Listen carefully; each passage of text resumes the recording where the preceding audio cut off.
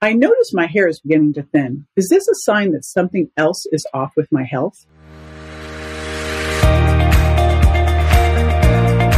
This is JJ Virgin, 4-time New York Times bestselling author, celebrity nutrition expert, and Fitness Hall of Famer. I've been on a lifelong quest for answers to the toughest health questions. And now I'm sharing what I found with you. Welcome to Ask the Health Expert. Shia from Facebook asks, I notice my hair is beginning to thin. Is this a sign that something else is off with my health? All right, this is a first here on the Ask the Health Expert podcast. I've got the father of one of our guests who's been on a couple times. You all know and love Dr. Will Cole. Well, now I've got Dr. Bill Cole. His dad is on today to be answering questions for you. So Dr. Bill Cole is a functional medicine expert and a health coach, and he is the founder and creator of the Key Cellular Nutrition and Cellular Health Accelerator programs. And he there, by the way, with a team of more than 30 dedicated health experts, educate individuals on the steps needed to start improving their well-being. His specialty really is the 40 to 65-year-old women market. So I'm like, come on over to the show, Dr. Bill.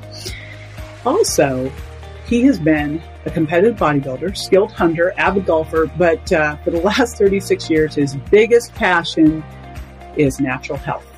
And that's been his main focus. It could be a sign that something could be off with your health. The first thing that comes to my mind when I hear about thinning hair, especially with women, is that they could have a potential thyroid problem. And generally it's going to be hypothyroid, where they don't have enough thyroid hormone. The way that you would test for that would be a thyroid blood panel. That's one of the symptoms that you'll find with somebody who doesn't have enough thyroid hormones is hair loss.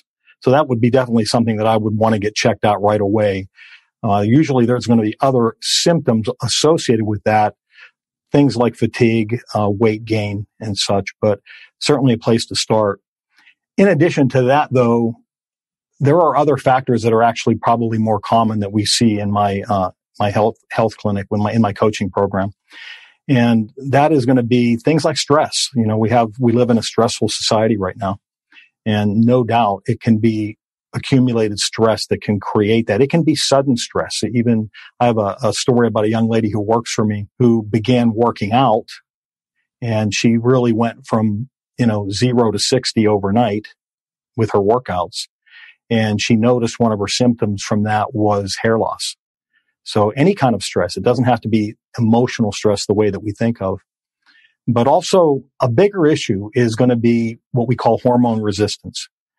You can have adequate levels of thyroid hormone, and about 50% of the people who have thyroid problems will actually test normal if they went actually in and got that blood test. But what's happening is the hormone itself, while it's in the blood, it's there to be tested, and it's, they can read it as normal. But if it's not able to get into the cells of the body, then it can't do its job. And that hormone resistance, people have heard of insulin resistance as it relates to diabetes. A lot of people have heard of that. Well, it's not just insulin. It can be thyroid. It can be estrogen. It can be testosterone. Any type of hormone that is being resisted at the cell, and it can't get in and do its job, you're going to get symptoms like you don't have enough of those hormones. The reason that we have that is because the cells have become damaged. And when they become damaged because we eat too much sugar, we have too many bad fats, what I would call denatured fats, too many toxins in our life, too much stress, not enough quality sleep, nutrient deficiencies, these type of things that I would associate with Western lifestyle, if you will. They can damage our cells. And when our cell membrane becomes damaged, now it becomes inflamed. When it becomes inflamed, it can actually create a barrier where the hormones cannot they're not able to get into the cell. And then you're going to get the symptoms associated with that. What you can do about that is certainly my number one suggestion is going to be getting away from that standard American diet, if you will. Getting away from processed foods, too much added sugar, too many bad fats. By bad fats, I mean vegetable oil, corn oil, canola oil, trans fats, hydrogenated oils. And we want to shift that over to a whole food diet. Or we want to be eating whole grains. We want to have foods that are not laden with chemicals, that don't have added sugar, don't have the added bad fats. We want to switch to healthy fats. The biggest single missing ingredient in the standard American diet is healthy fats, because we've been told fat makes us fat. Fat kills us, gives us heart attacks. Well, bad fats do that. Good fats do the opposite. They'll reduce inflammation. That cell membrane that's damaged is made of 2 layers of fat, and it's largely cholesterol. So we want to have these healthy fats, wild salmon, grass-fed beef, free-range eggs, extra virgin olive oil, virgin coconut oil. That's going to create a shift in the body that's anti-inflammatory. And that'll begin the whole process of allowing your body to reverse this cell damage and then allow these hormones in.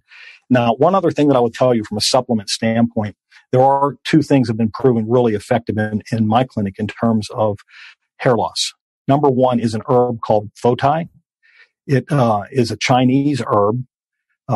It's an adaptogenic herb that has been shown in 2015, actually, in a study to activate a gene that is related to hair growth. And we've seen moderate to good success with that. And then another thing is bone broth, because frankly, most of the women that I see, they don't consume enough protein. And that can be a real problem as it relates to hair loss. So bone broth is loaded with protein, collagen in particular, and collagen is especially helpful for our hair and our skin and our nails. So that would be my suggestion. This is JJ with Ask the Health Expert. I do this 5 times a week, so make sure you never miss a show by going to subscribetoJJ.com.